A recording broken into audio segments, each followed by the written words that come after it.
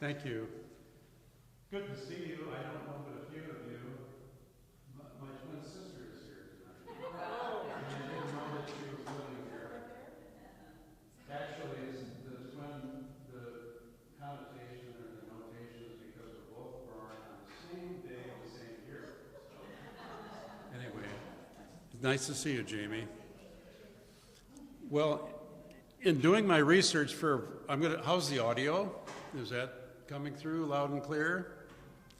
In doing my research for a variety of Iowa City history presentations, I've come across stories about the first buildings in Iowa City, and most of these are gone.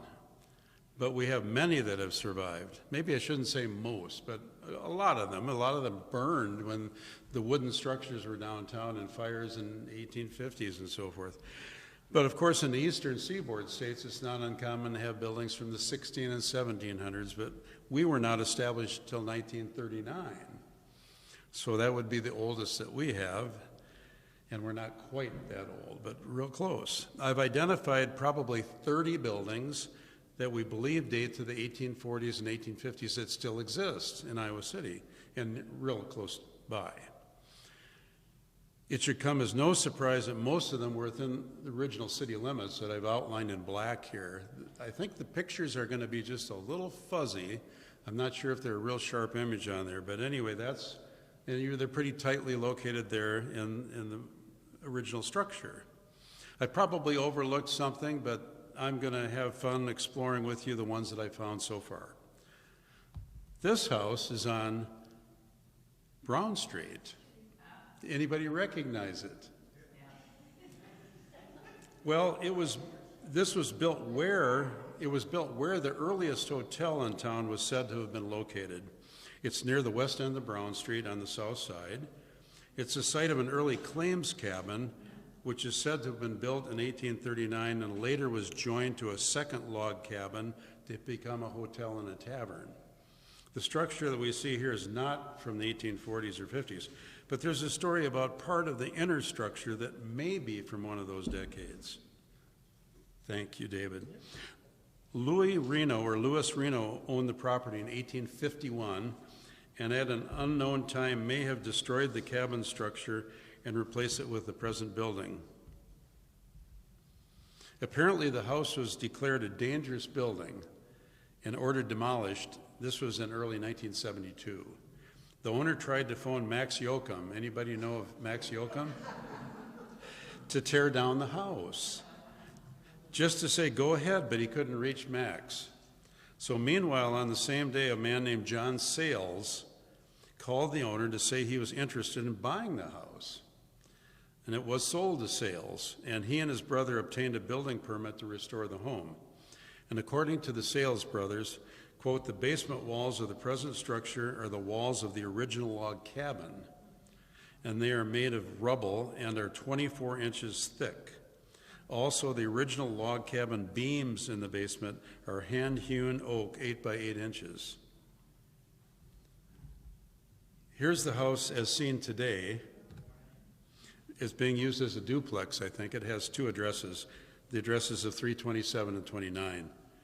So this structure may be, at least in part, the oldest structure surviving in Iowa City. It's possible. It's kind of a stretch. The old Capitol, work on which was begun in 1840, will not be discussed. I have developed a presentation that deals with the development of the entire Pentecrest. Now this is probably the oldest extant structure built as a home within the present Iowa City limits. You have to qualify that. Here it is as seen today. Do you recognize it on Park Road?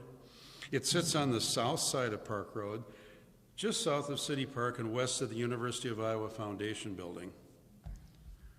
This is a 1927 view of the house. It was built by Robert Hutchinson as a farmhouse outside the Iowa City limits in probably 1840, may have been a little before, may have been 1839. We don't have precise dates for this in a lot of structures. Hutchinson owned 157 acres of adjacent land, which later became Manville Heights. Manville Heights, where there's a street named for Hutchinson. The house was built of limestone that was quarried in the area of City Park near Holt Avenue. The limestone blocks that were used are said to be rejects or leftovers from the old Capitol project, when the old Capitol builders decided to complete that building with sandstone. Originally, the house was one story with 26-inch thick walls in the basement and walls about 18 to 20 inches thick at the first floor windowsill level. A UI professor, Ernest Kuhl, bought it in 1927 and raised the roof 6 feet and added dormers and windows. Margaret Keyes, she was a home economics professor who wrote on Iowa City architecture. She wrote, quote, apparently the original house was heated by iron stoves in each room, for there were no fireplaces. University of Iowa bought the house in 1977 and spent almost $90,000 on renovations. And in 1988, the University of Iowa Press moved into the building. Now, have you been reading a little bit about this house in the newspapers of late? It's known as the Sanxi Gilmore home. And in 1842, Frederick Sanxi, S-A-N-X-A-Y, well, it's right up there, purchased the land on which it was built, 109 East Market. We think it dates to 1843, which makes it likely the oldest remaining house within Iowa City's original city limits. Members of the Sanxi family owned it until 1920, save for a few years in the 1870s. And University of Iowa President Eugene Gilmore bought the house in 1946. Later, the property was purchased by Gloria Day Lutheran Church, which is just east of the home, and it was used as a Lutheran campus ministry meeting place. In July of 2018, the church sold the building to the University of Iowa, and later the Board of Regents gave the university permission to demolish it. Plans are afloat, however, to move it to a nearby location, a very costly endeavor, possibly up to $1 million worth. And recently the university agreed to move it, and I understand right across the street, which seems pretty dumb. I suppose they want that whole area for another building, because just west of this on the corner, it's a vacant lot. But boy, it just, okay, so let's go on to Plum Grove. Have you all visited Plum Grove from time to time, or many have? I've been there a couple of times. It was built, this is just off of Kirkwood, down in this kind of the, well, not really the south part of town anymore, built by Robert Lucas and his wife with the first name of Friendly. And it's situated just south of Kirkwood at the end of Carroll Street. Robert Lucas was Iowa's first territorial governor. And we have a Lucas Street and a Friendly Avenue in Iowa City. Probably have a lot of Friendly Avenues, I hope, anyway. The name Plum Grove derives from a thicket of plum trees that once surrounded the home. And each room in the house was heated by its own fireplace, and the kitchen was heated by an open hearth.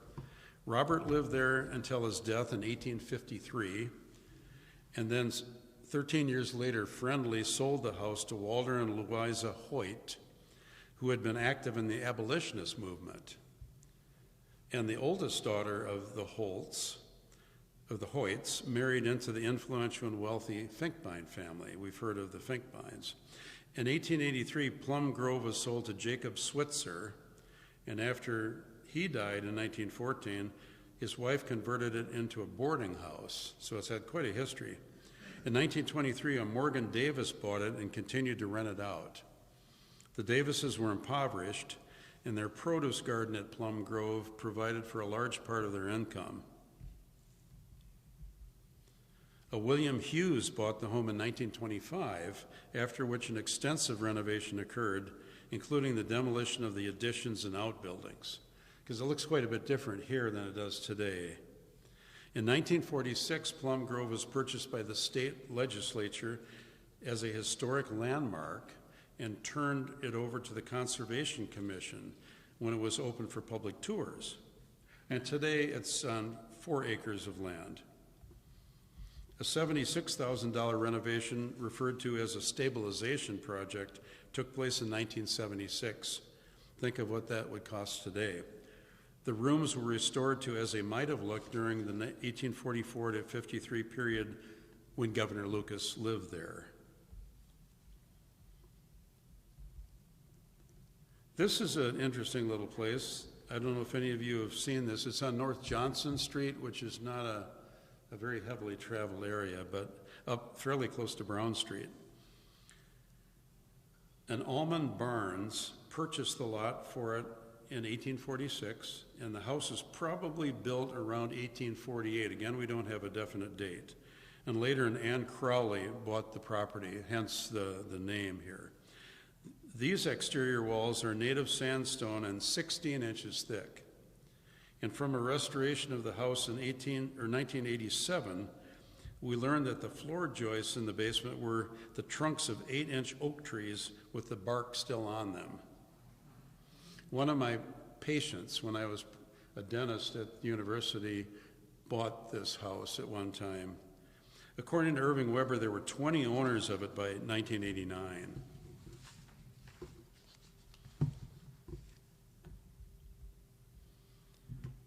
How about this one on Iowa Avenue? Does this look familiar to anybody? It's in the block where most recently Billy's High Hat Restaurant is located, on the west end of that block. We think it was built around 1850 by William Windrum, who was employed as a carpenter in the old Capitol building when he arrived here in 1842.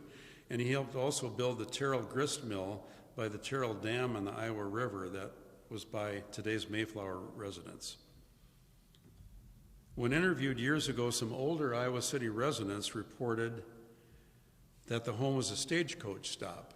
We had stagecoaches in Iowa City, and it's very plausible because according to Irving Weber, the entire block was occupied by the Western Stagecoach Company. It built stagecoaches, it made harnesses, and stabled over 100 horses on the block. In the late 1970s, the lower level was almost obscured by trees. A man lived there for about 40 years around that time and before that. And according to Weber, in about 1908, a Teresa Mahan established a grocery business on the lower level. What about this little guy? This is on North Dubuque Street, about the size of the one I showed you 2 homes ago. It was built as a private residence, again, an uncertain build date, but it appears to be from the 1840s or 50s. The property was obtained in 1847 by Sylvanus Johnson, who was Iowa City's first brickmaker. The only thing I could find there was an Emma Lou's antique shop in the 1930s, and before and after, I think it's served as a private residence.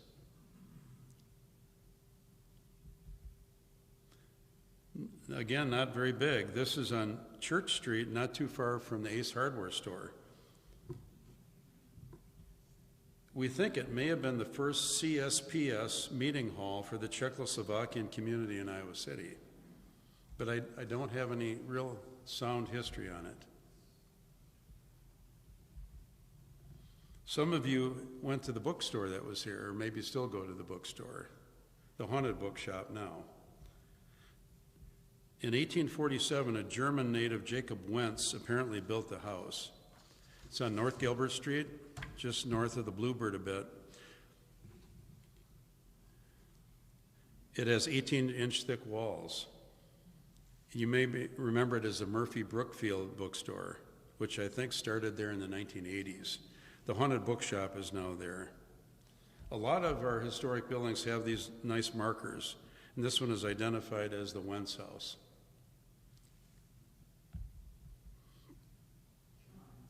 Does anybody know the nickname of this grocery store? You do. Dirty John's. Yes, Dirty John's.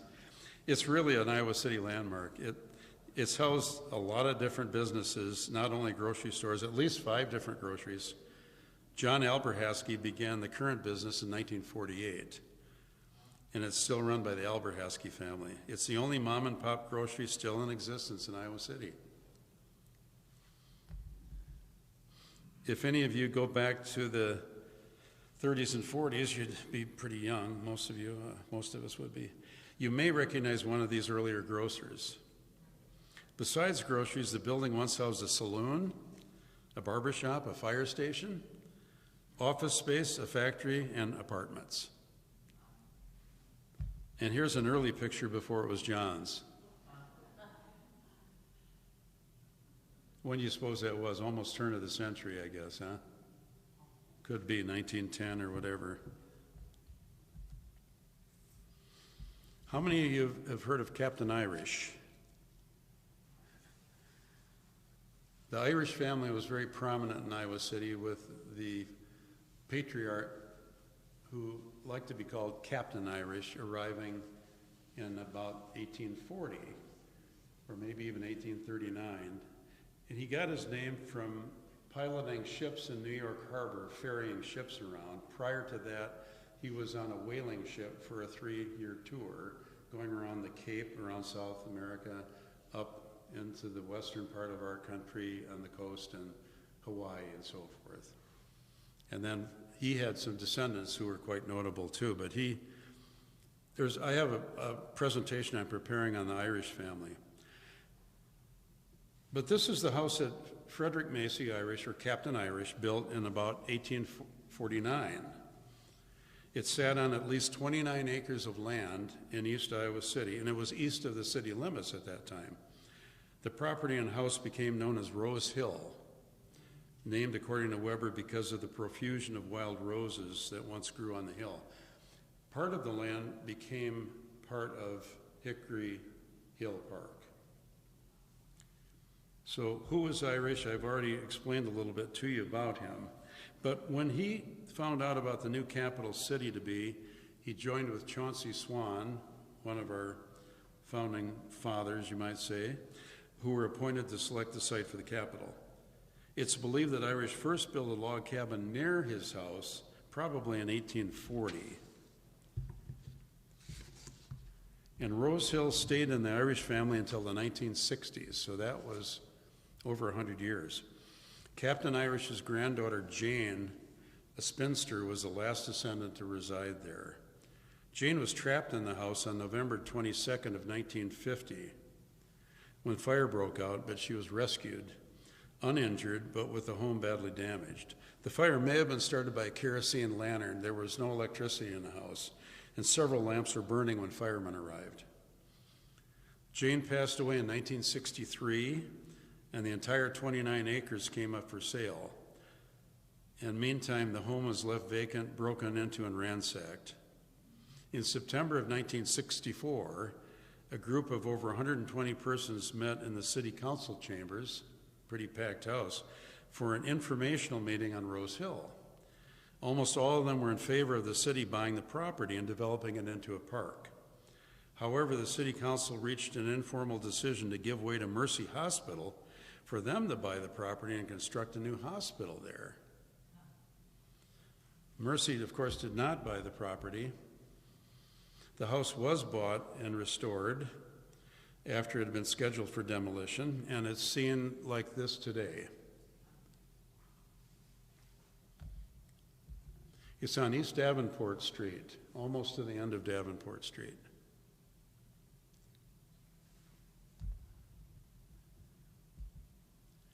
Only have one little thing to say about this one. It's on East College Street, right next to College Green, just west of College Green.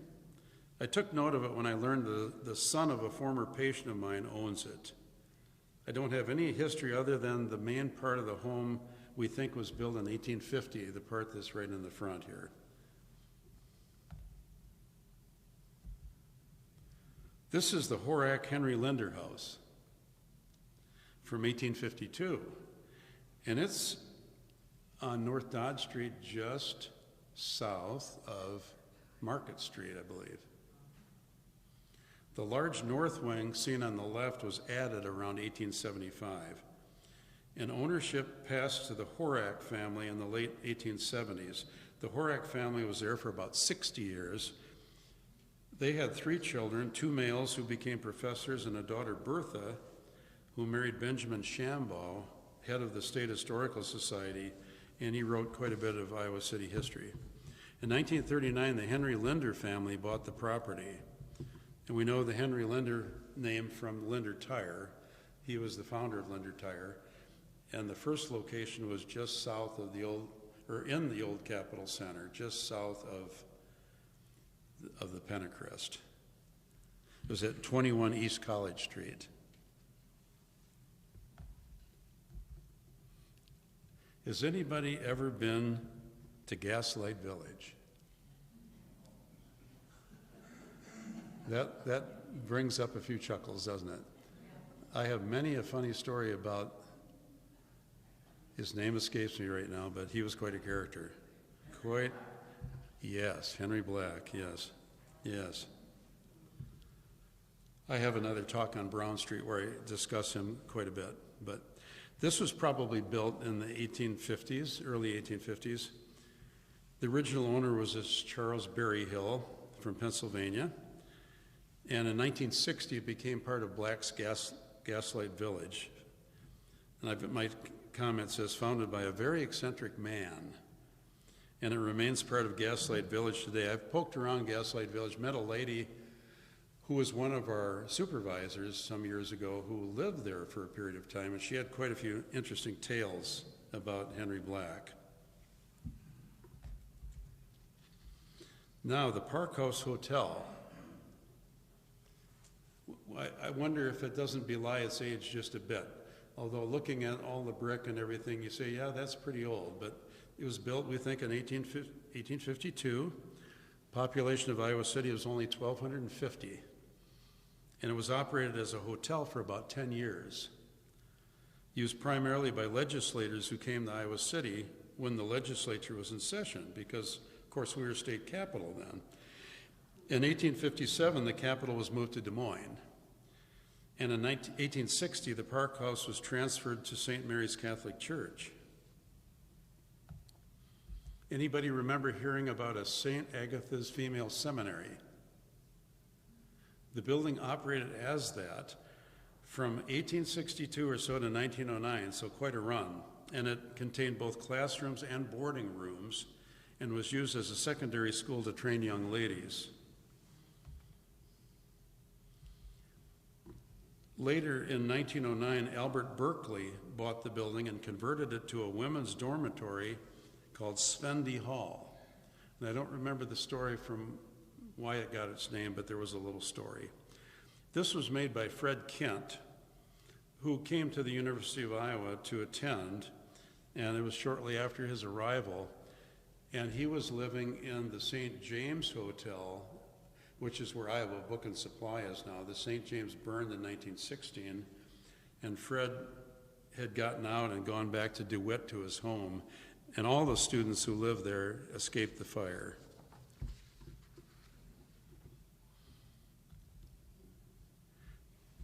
So in 1918, the building was divided into 27 apartments and became Berkeley Place. You might remember that name because I think it was up until around 1980. In 1980, Iowa City commissioned a report that revealed many structural deficiencies. And in April of 1996, the city ordered that it be repaired or demolished. The order was appealed, but the tenants evacuated the building and the appeals board upheld the order.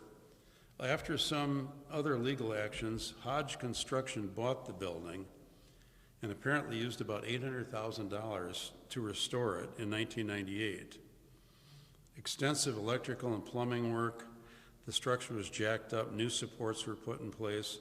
It now contains 16 apartments with 10-foot ceilings. And of these apartments, 14 have 3 bedrooms and 2 have 4 bedrooms.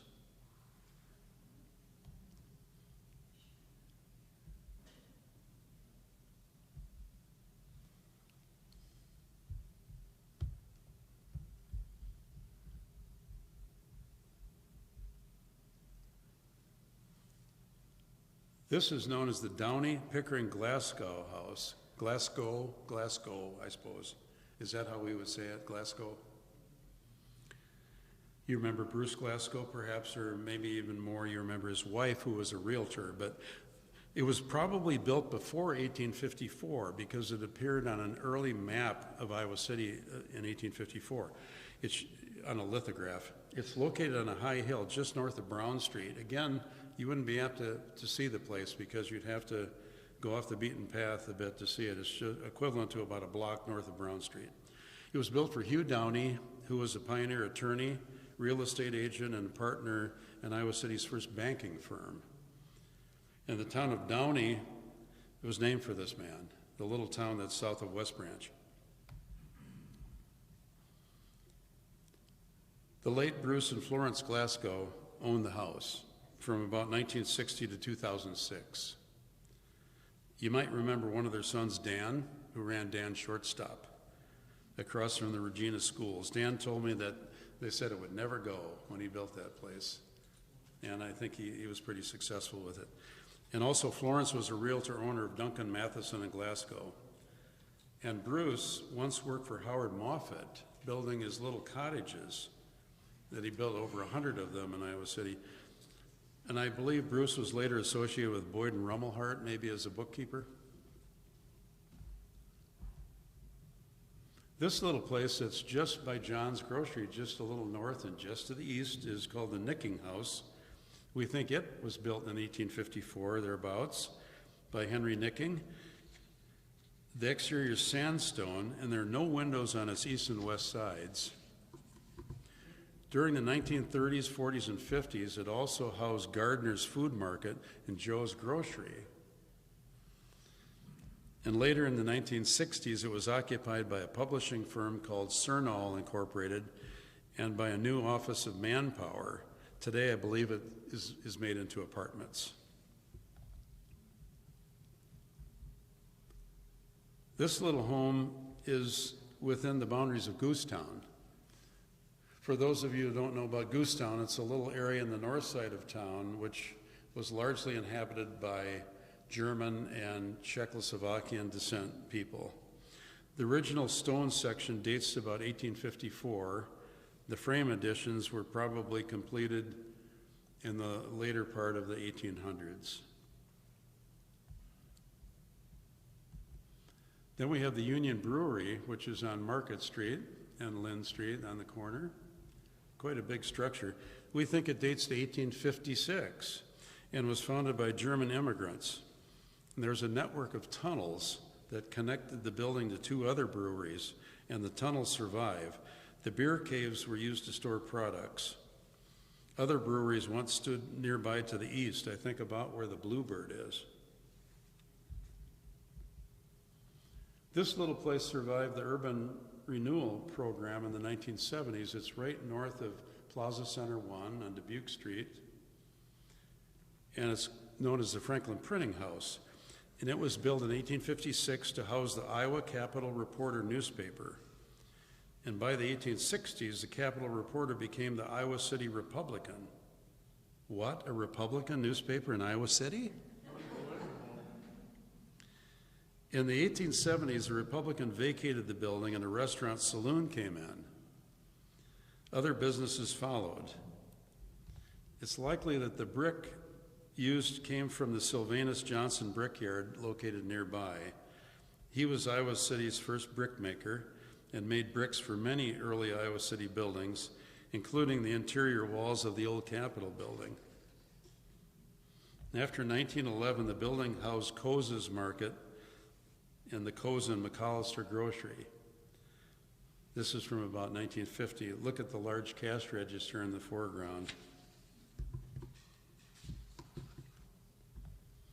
Now, across from the old Capitol on Clinton Street,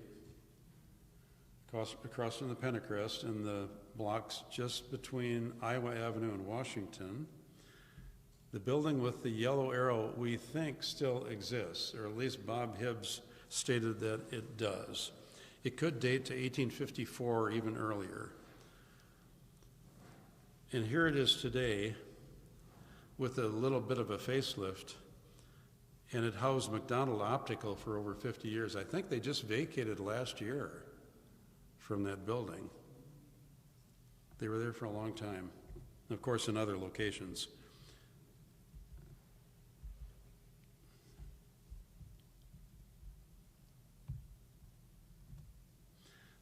Now, the building where Ponchero's is downtown.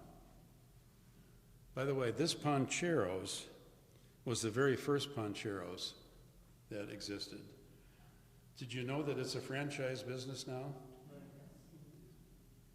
I mean, not only in Iowa City, on Riverside Drive, and downtown, North Liberty, and where else? Coralville? I'm missing somewhere. But they have now 72 locations throughout the country.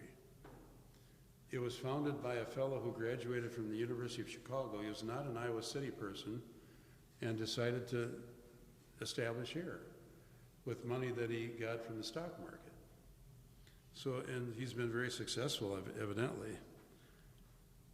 But the building, we think, was built by the Sanxi family that I mentioned about that old residence next to Gloria Day. And it was occupied by Whetstone Drug for how long, do you think? 100 years. From 1874 to 1974. The building date's controversial, but it could date to as early as 1850, the corner portion. We think the portion that's just east or on the right was built just a little bit later, but it certainly blends in with it. We have to talk about Old Brick, too. This is known to everybody as Old Brick, and it was serving as what was called the North Presbyterian Church in its day, and built in 1856.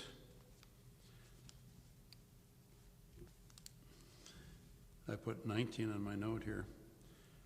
It was owned by the First Presbyterian Church until 1975, when they moved to their location on Rochester Avenue. Old Brick is now used for concerts, wedding receptions, and so forth.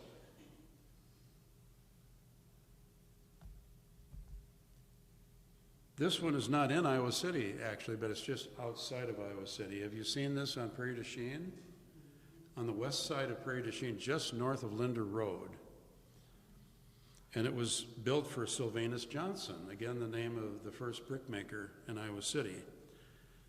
Built in 1857, we believe. And there are references that indicate Johnson had his brick kilns on the property and later moved to the block where the Northwestern Bell Building, that's what we used to call it anyway, on Burlington Street, the big building without the windows, and it housed some of the university departments in there as well. Johnson came to Iowa City from Anamosa in the very year of our founding when he was in charge of a military unit en route to fight in the Honey War. That's another subject. What we called the Honey War, that was between Iowa and Missouri. It was over the border, it was a border dispute of our border between Iowa and Missouri, and they called it the Honey War. It was, the story was that the Missourians chopped down some trees that had honey producing, and it was just it was silly. There wasn't a shot fired, but people arrived brandishing all sorts of weapons, and anyway, it's kind of a cute story. Now, if we move down to South Johnson Street, I showed you the little place way up in North Johnson. This is just off of Bowery Street, just south of well, it's on the corner of Bowery and Johnson. But it must have been a little prettier when it was its original, probably red brick color. It's been painted. And there's a brick on the south side that has 1857 cut into it that gives us an indication of the build date. It's been divided into apartments. Now, what about the Day House on North Clinton Street? Familiar to anybody? Okay, it was built by Peter Day, who built it for his bride from New York. The Days made it their home for the rest of their lives. Also, their two sons and their wives lived there together for all of their lives. Day was the chief engineer for the Union Pacific Railroad and also worked in Illinois and in Iowa with our railroads. He was also a two-time president of the First National Bank of Iowa City and became mayor shortly after he arrived in Iowa City. The house was expanded after its original construction by adding an ornate hall and staircase in 1870. We think the build date is 1857, by the way, 57. The University of Iowa purchased the house in 1923, and at first it was used as an all-girls dormitory. And in 1950, it became office space for the Institute of Public Affairs. And finally, in 1997, the Writers' Workshop program was moved into the Day House. And they have an adjacent building just north that sets back, I think, kind of their library. Now, this house doesn't seem to me as if it would have been built in 1858. 58. Being a clapboard home like that, it just was probably built as a farmhouse, and it was east of the original boundaries of the town. But to me, it belies its build date. The house is located on College Street. It's one block east of Muscatine. If you go down Muscatine by the big home that has the piano sculpture in the front, it's right by that, just north of that. In fact, the Angerer family, Kent Angerer, lived in this house before moving over to the other house. The last home on our tour,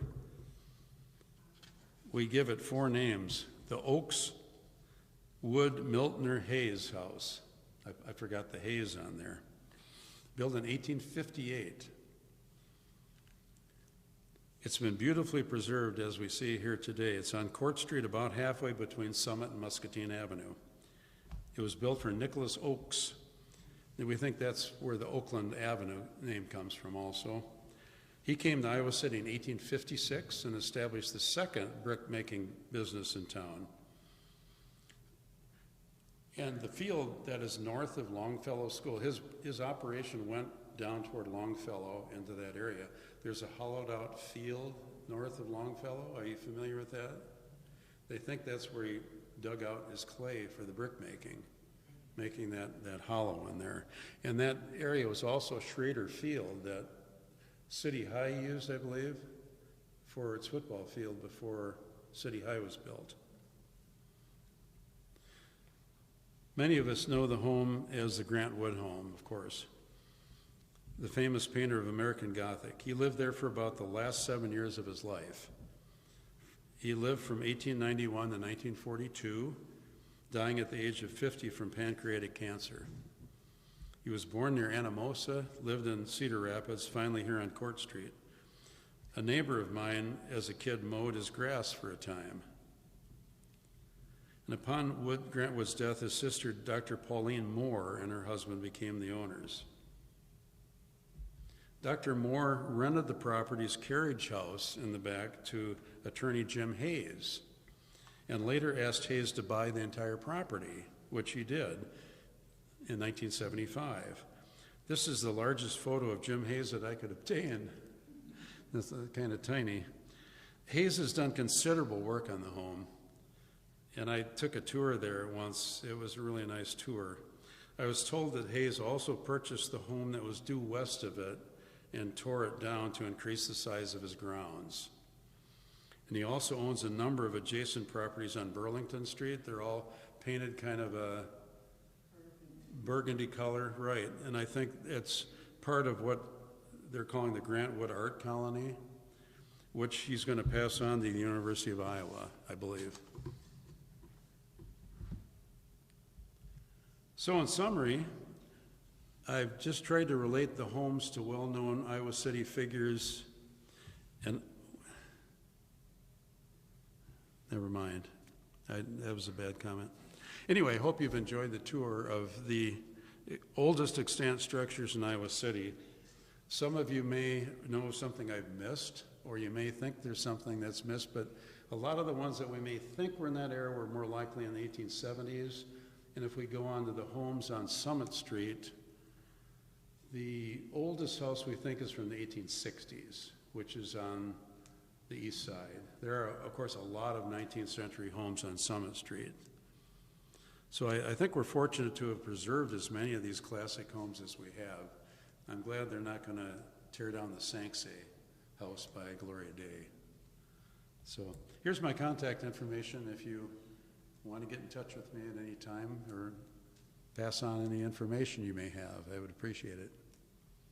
Thank you much. How about the McCullough? Are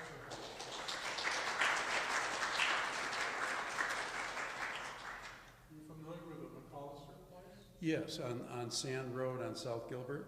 South Gilbert? Mm-hmm. Yeah. Had dinner there the other night. Oh, I think that was considered 1870s, if I'm not It was mistaken. 1864. 64?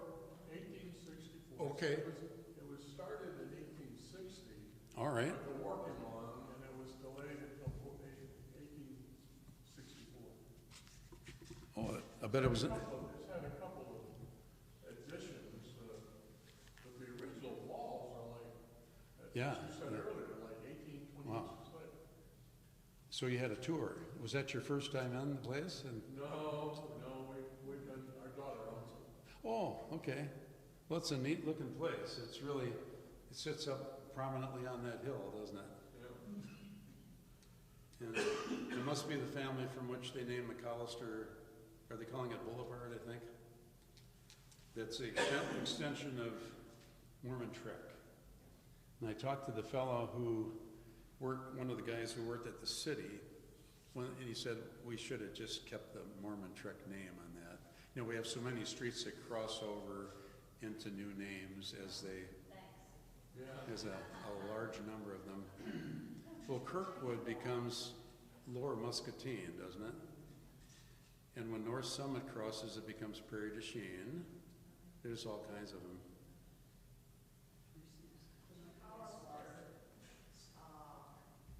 We had one of the McAllisters for our neighbor, which is many generations later. And his story was that everything south of Hills Bank was McAllister Farm, all the way down to the blacktop that goes into the hills. Oh, wow, big place. He was buying some of that back, but never completed it before he passed.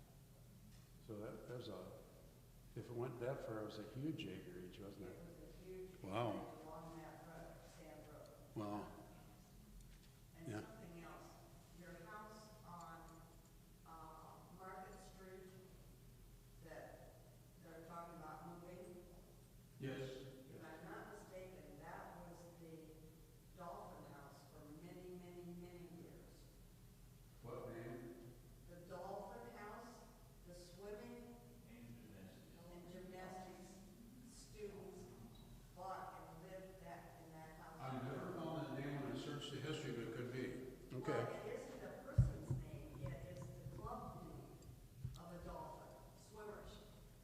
Okay. But I'm pretty sure that was the Dolphin House. Have you ever talked to Loretta Anger? You talked about. No, I met her one time, but I didn't know. She was born in the Lucas House. And, She was born in the Lucas House. oh, okay. Now, when you say those, you mean Plum Grove? Yeah. And, oh, so, okay. So she, I would guess she's in her 80s for sure. No, keep going. She, what? She's in her 90s. Okay, I met her about, I don't know, 10 years ago. Yeah, She's still living in that house. Oh, yeah, that's good. Yeah.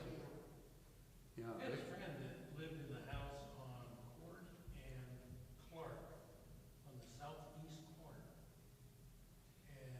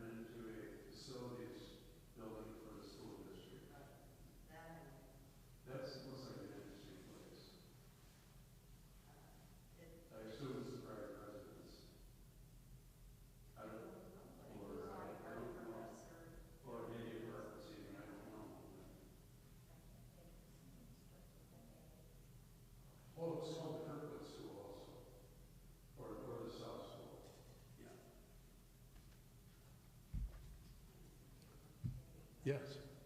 We are just selling our house on the corner of Brown and Johnson. Brown and Johnson? And it's the southeast corner. And the story is always that there was a brick nunnery, Dubuque Nunnery owned it before it was built. Does that sound right? I don't know, that's interesting. And down from you to the east, there would be at least one apartment building on that south side of Brown. Or wait a minute, not Brown. What's the street south of Brown? Ron. Ronald's, yeah. And they put a stop to that with the historic district designation, I think, in there. But that really does change things, doesn't it, when they do that. Well, there was quite a threat too on Summit Street in the 70s, I think, for that to be turned into some apartment properties with tearing down old structures, but it wasn't until I think the 80s that it became an historic district. Yeah. About 83 maybe? Brown Street hasn't been historic for that long. No, I think it was the 90s something. Yeah. Yeah. That is early 2000s, Okay. where, when most districts were put in. Mhm.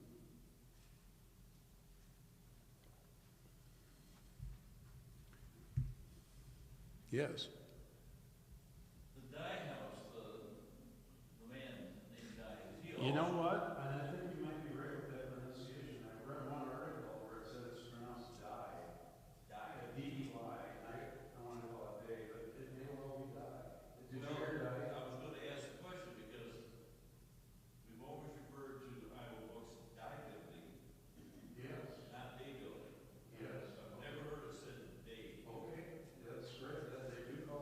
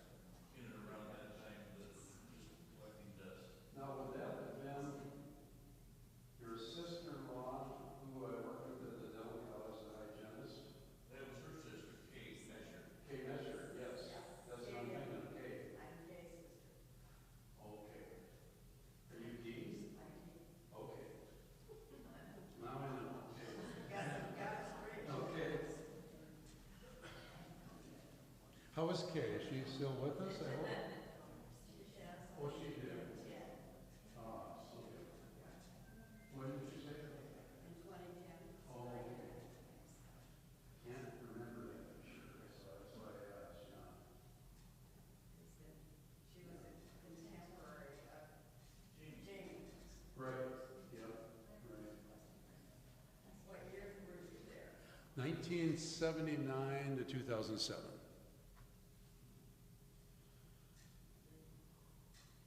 And McKillop? Killip? McKillop? He Hmm. he was, worked dental and made your dental tools and all sorts of. Killop. What? Are you talking about dental professor? DeVore Killop. It wasn't McKillip, it was Killip. Killop. DeVore, yeah, DeVore, he died just a couple years ago. And the story I got from him, that would be the horse's mouth, I knew him pretty well.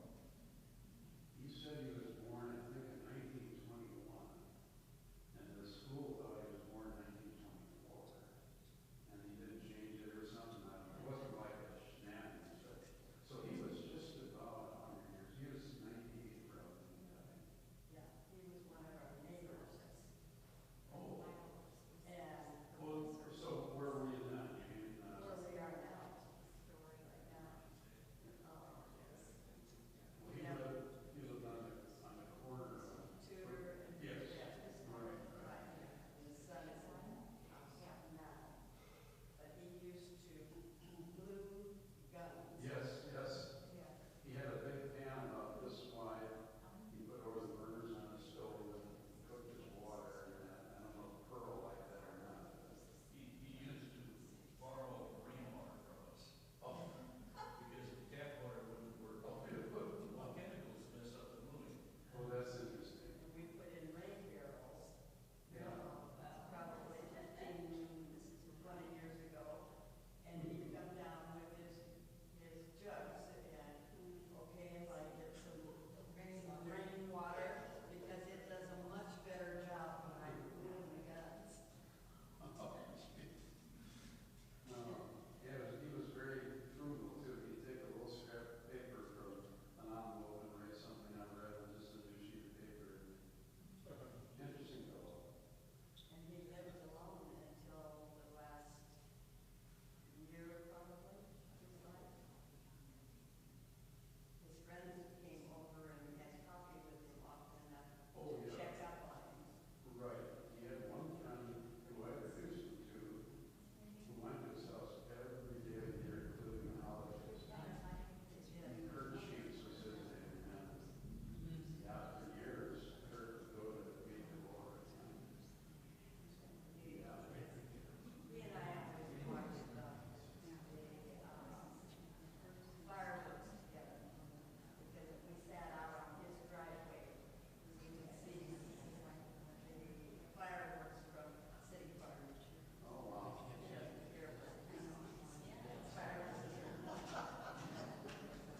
That's interesting. Yeah, and then, So what goes on in the dive building upstairs now?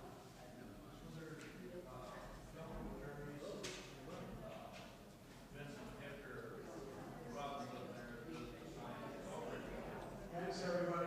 Thank you.